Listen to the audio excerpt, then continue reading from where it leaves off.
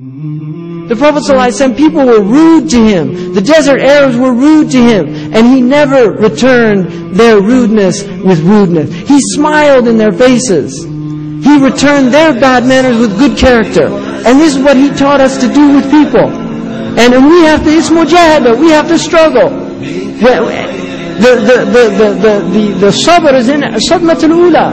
Patience, when the woman who was in the graveyard, and she was mourning over, and the Messenger of Allah passed by her, and he said that this is a musibah and you should be patient. And she said, you didn't have the tribulation that I had. That's how she answered him. And he just left her. Now look at the character there. He didn't say, don't you know who I am? I'm the Messenger of Allah. You can't talk to me like that. He didn't say that. He saw she was musab. She was in tribulation. He left her to be in her tribulation. He gave her nasiha and she didn't accept it, but he recognized her psychological state. She was in a state that it was not useful or beneficial to continue with her, and so he left her. This is wisdom. This is hikmah. And then he went to his house and somebody came by and he said, don't you know who that was? That was the Messenger of Allah. Suddenly remorse entered her heart. Astaghfirullah.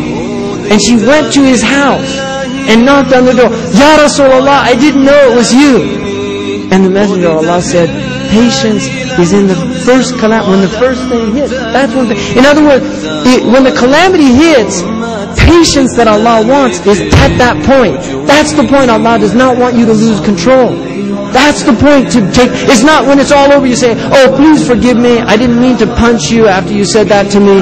I'm sorry. No, it's to stop. I'm not going to punch him because he's a Muslim. Right? I'm not going to do that. I'm not going to engage. And that is mujahada. That is learning to suppress the nafs for the sake of Allah subhanahu wa ta'ala. Because we're here for Allah. We're not here for, and this is ikhlas, to do it for Allah's sake.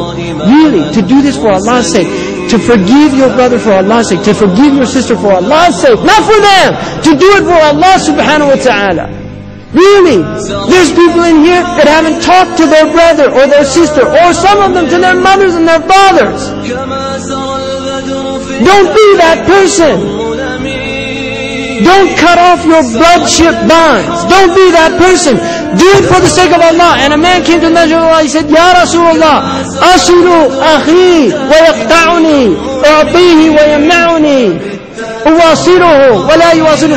give him, he withholds. I come to him, he cuts me off. What should I do? He said, that is silat al-rahm. That what you're doing is the right thing, and continue to do it even though he's cutting you off. That's Islam. That's Islam. And it's hard. Don't think this is an easy religion.